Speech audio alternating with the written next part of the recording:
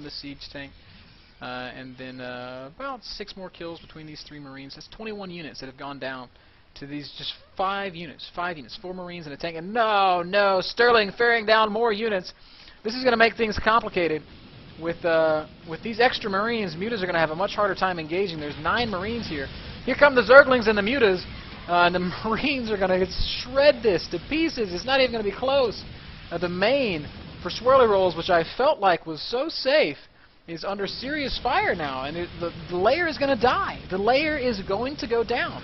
The Queen not going to finish. The layer is going to fall. All the tech up here in the main is now suspect. Muta's finally going to come in and deal with this, barely. And now Sterling's got to load up. Oh no! The medevac with the tanks goes down, and the Muta's chasing down the other 2 medevacs. Trying to pick off another tank kill, and now he has to choose. Yeah, he's going to go after the medevacs. That's the right choice. That tank can't get away. And all the medevacs are going to die. A lone Marauder remains, but the damage, I think, was well worth it. Several units being killed. The layer dies. New layer has yet to be... Oh, yeah, there's the new layer going down now. And look at this. What does Sterling do behind it? He just comes and he pushes with a bunch of Marines. Beautiful play here. Spread your opponent out. Make him think about... what you're doing in one place, and then go push somewhere else. And these Marines just coming right across the center of the map. They are now revealed. Swirly Rolls has definitely seen that, but the question is, does he have enough stuff to deal with it? He has Banelings on the way. Baneling speed is done. A lot of idle drones here. I really wish they were doing something. And these Marines are going to bear down on the expansion of Swirly Rolls. A scan going down. He does see... Oh, Mutas! Got to be careful. He does see the Queens. The layer is up there. Siege tank being sieged on the low ground. Out of range of the Marines. The Mutas need to pick off that tank. If the tank can be dealt with, these Banelings can clean up the rest. And here come the Banelings. Will they save it before the layer goes down? Oh, I don't think so. Beautiful spread there by Sterling. He killed so many drones. Swirly Rolls GG. Sterling is looking very strong, guys. So 4 wins in the book for Sterling. The first guy to play. Going to go win 5 in a row. His next opponent's going to be the host himself, the host with the most. So, guys, sit tight. I'm going to put on some music. I'm going to get Barry ready. And we're going to move into what could be the last game of this King of the Hill.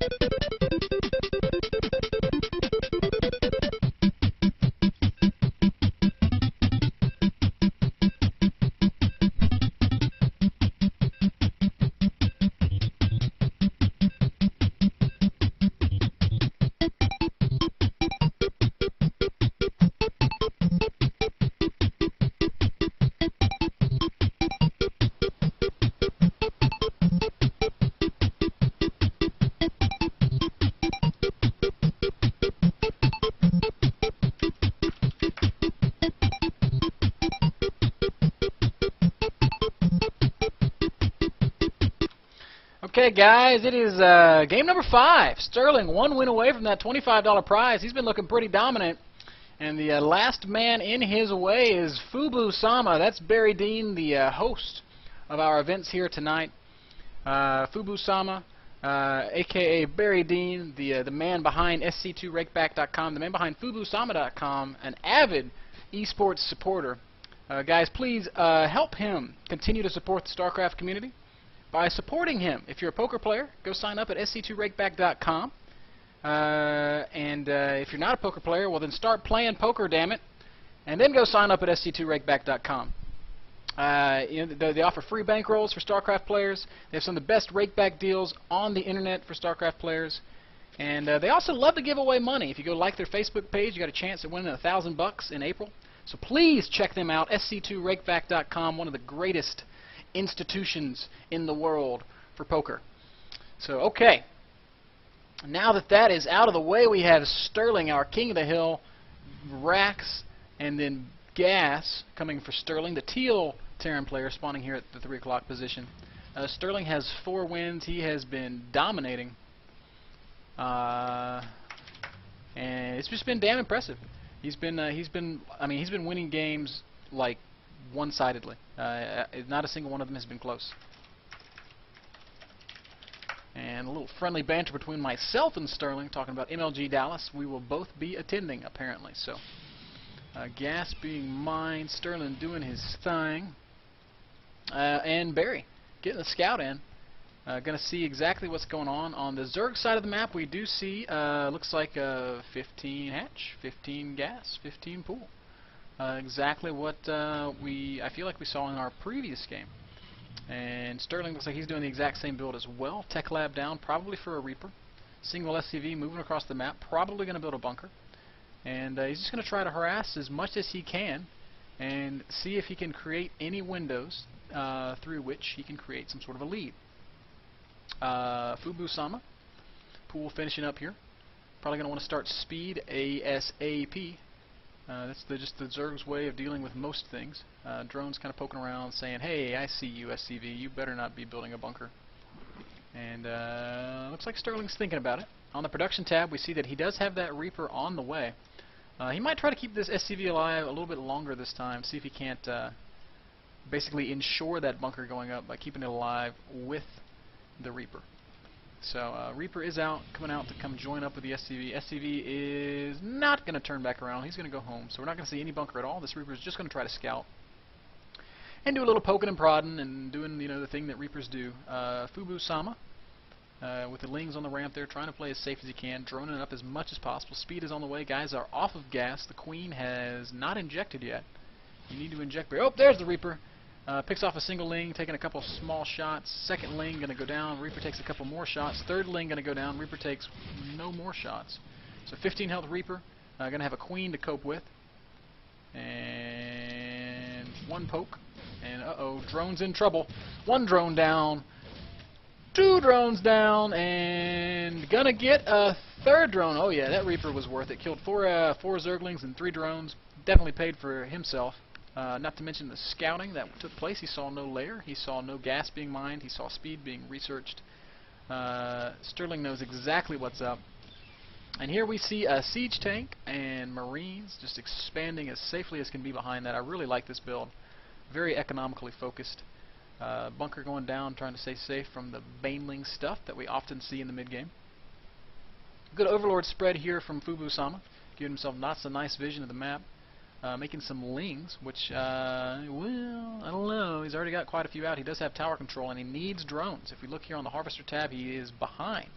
And you never want to be behind a Terran player in Harvesters, because Terran players have mules, and the mule is the most balanced unit in the game, as we all know.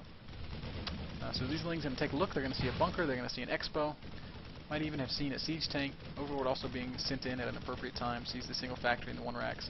So he says, you went 1 racks, expand, rage! And these Lings are going to poke out. I really hope he doesn't try to do any sort of silly aggression, because they're not going to do any damage with the siege mode finishing up well in advance of their arrival. Meanwhile, on the production tab, we see drones being built in mass. Here are the Lings. They're going to try to take a little stab here at the back, and like I said, not going to do anything, just getting smushed. That's how 12 Lings become 4 in an instant. So gasping mind now once again from Fubusama. Looks like he's going to go take his a very aggressive third. I do like this. I feel like Terran taking his natural needs to be your cue to get your third. What I'm worried about, though, is this 2-factory timing push that's going to come here in just a few short moments. We see these... oh, Armory. Maybe this is going to be a mech transition. I don't know. Second Tech Lab. Looks like it might be. Either way, we're going to see at least 4, 5, 6 tanks supplemented with whatever the hell else Sterling decides that he wants. And that's going to do very well against Ling Baneling, which is what Fubusama is gearing up for. Still no lair. Here we are about 9 minutes into the game. This is a fairly late lair. Taking a later lair is not necessarily a bad thing, though. It gives us more time to drone, and let's be honest with one another. Tier 1 units are really all we need to defend any kind of Terran aggression that can come at this point in the game. So injects going down, drones being transferred, getting the saturation just right. He is a little oversaturated in the main, in fact, and in the natural as well. Quite a bit oversaturated, in fact. Those guys all need to go up to the third base, which is finishing here. Quite a few siege tanks out already for Sterling, and he's going to transition. Oh man, this is Biomech. This is going to be so strong. About 4 or 5 siege tanks, about 4 or 5 Thors, and a bunch of Marines. And to deal with this, Zerg is going to want to get Banelings, Roaches, Infestors. Basically a smattering of everything, and it's not easy to cope with at all. We see on the drones, on the units tab, that Fubusama has done an excellent job of droning up to 61 drones. The good thing here is he's going to be able to really smoothly transition into a ton of units. I would love to see a macro hatchery go down, because that will facilitate further unit production. That Ling going to poke in and just get smashed by a siege tank. One thing that you definitely need when dealing with a meching army like this is upgrades. One Evo chamber rolling is probably not going to cut it, but at the same time, if you go spending all your money on Evos and upgrades, you're going to be cutting it short on the units. So, continuing with this big mech play, now making siege tanks. This is, man, I don't have a good answer for this style. This biomech style is very strong. My best bet and my best guess is Neural Parasite for the Thors, Fungal Growth for the Marines, and then Ling Baneling Roach to just kind of clean up the rest. I do not feel like Mutalisks are very good against this kind of an army. Fubusama disagrees, however, throwing down that Spire. Second Evo chamber also down. We see no Roach Warren. It looks like just mass Ling, Baneling, Muta. And I feel like he's really going to struggle hard against this unit composition. The thing about Thors is they just soak up so much damage. You see they have 400 hit points, and they do have 1 natural armor. So these Zerglings just don't do a whole lot of damage against them.